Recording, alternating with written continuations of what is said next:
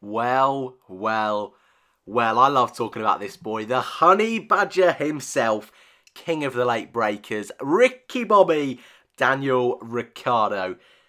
That transfer from Red Bull to Renault, my God, that was so controversial at the time, so highly debated. A year in yellow?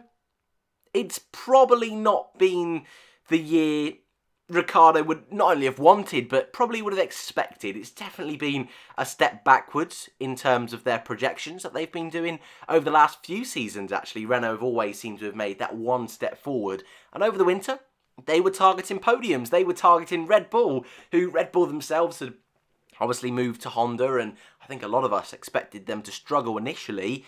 That wasn't the case, but also Renault, rather than taking a step forward, controlling that midfield, almost took a step backwards and almost went back into that midfield melee, which hurt both Ricciardo and Hülkenberg. Ricciardo didn't score as many points as I think a lot of us would have expected, only being seen in the points 8 times in 21 races. But that definitely doesn't paint the entire picture of Renault's season.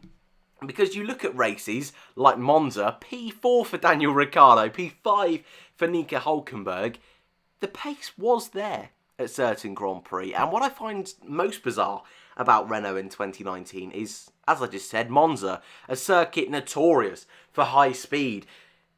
A circuit like Baku, another one which is notorious for high speed, both cars out in Q1. Where's the consistency? It just wasn't there for either driver. And seeing Ricciardo up in 9th in the standings, in front of Perez, in front of Norris, in front of Raikkonen, just behind Albon and Gasly, it's almost a bit strange to see. But I think Ricciardo, on the quiet, has had a very good season. And actually, when he has scored points, he's been P6 3 times in 2019. He's got a P4, a couple of P7s, and it's been when he scored points, he scored big, he's made it work.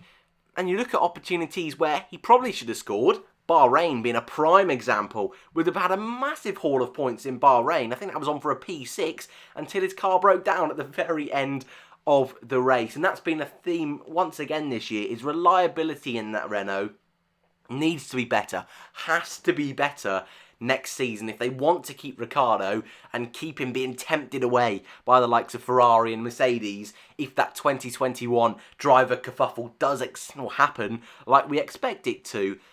But I think the first year has been solid for Ricciardo. He's definitely been that team leader, a role which I think a lot of us expected Hülkenberg to be in, especially in those early stages of the season. But definitely in the second half of the year, Ricciardo has really just taken a grips of the team, really just pushed them forward, where weekends they probably shouldn't have scored points, maybe qualifying a little bit outside of Q2. Ricciardo's been there, and some of the battles actually he's had with Lando Norris fighting through the field has been brilliant to see, and I think Ricciardo's personality and driving style has really shone through despite the difficulties Renault have had. The head-to-head battle looks a little bit like this. The quali battle does go to Ricciardo, somewhere where he hasn't always been fantastic at in qualifying, has definitely had the edge over teammate Nico Hülkenberg. In the race it's 9-8, but Renault have had plenty of retirements on both sides of the garage, so it's not the best statistic to use. Points of 54 to 37, and championship position, Ricciardo finished in 9th and Hülkenberg finished in P14.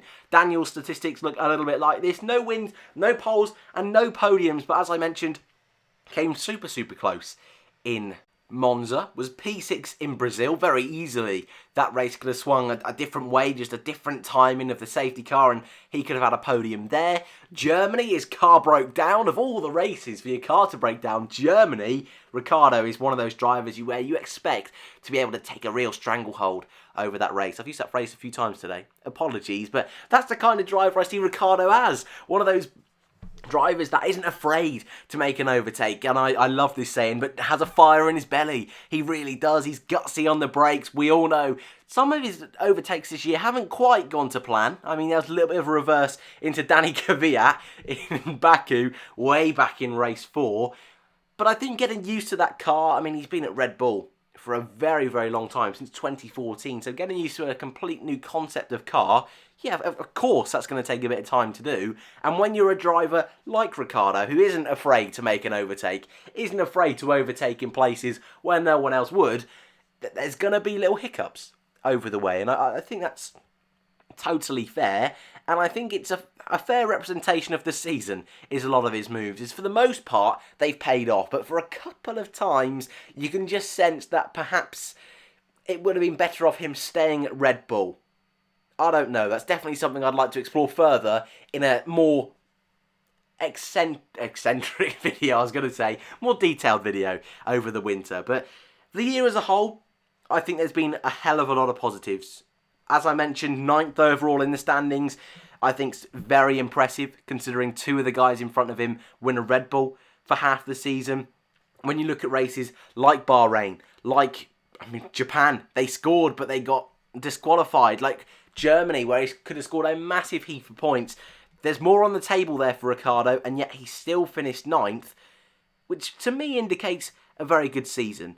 Also, just a fun fact, he had the best helmet on the grid in 2019. I absolutely love Ricciardo's designs this year, and I think as well, that bit of freedom that Daniel's had in 2019, not just with helmet design, but we've seen his personality come through at Red Bull, but I personally think we've seen it a little bit more this year in the Grill the Grid video. That's what it's called. Grill the Grid they did a couple of days ago was brilliant. Absolutely loved that. And for a team like Renault, that perhaps would be a little bit disappointed with this season. Having someone like Ricciardo in the team, not just to be a driver, but to be a personality, is fantastic for them.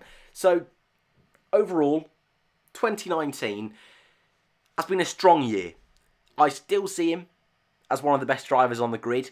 And I'm glad for that, because I was definitely worried that he'd probably get lost in that midfield, which he has done at times, but for the most part, he's been able to prove to everyone that in a midfield car, he can be at the front of it.